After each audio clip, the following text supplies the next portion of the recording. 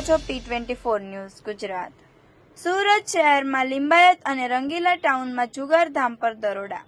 સુરત શહેરના લિંબાયત અને રંગીલા ટાઉન વિસ્તારમાં વિજયલક્ષી ટીમ જે ગાંધીનગર વિજિલન્સ દ્વારા સંચાલિત છે, જેને જોરદાર દરોડા પાડ્યા છે।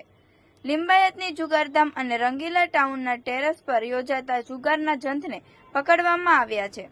આ દરોડામાં 40થી વધુ જુગારીઓને અટકાયત કરવામાં આવી છે। આ કાર્યક્રમ દરમિયાન સોનુ પટેલ નામના એક જુગારીએ બીજા માળેથી કૂદીને ખૂણામાં જઈને પોતાને ઈજાગ્રસ્ત કરી દીધો હતો।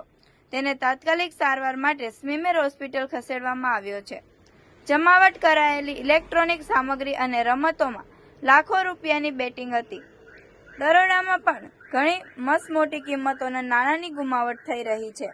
મુખ્ય આરોપી સની પાટીલ, જે જુગારધામના સંચાલક માનવામાં આવે છે, તે હજી ફરાર છે। સની ઉપર જુગાર ધારા અને અન્ય અનેક ગુના દાખલ થયેલ છે। આ ઘટનાને લઈને પોલીસ અને વિજિલન્સ ટીમ દ્વારા વધુ તપાસ ચાલી રહી છે।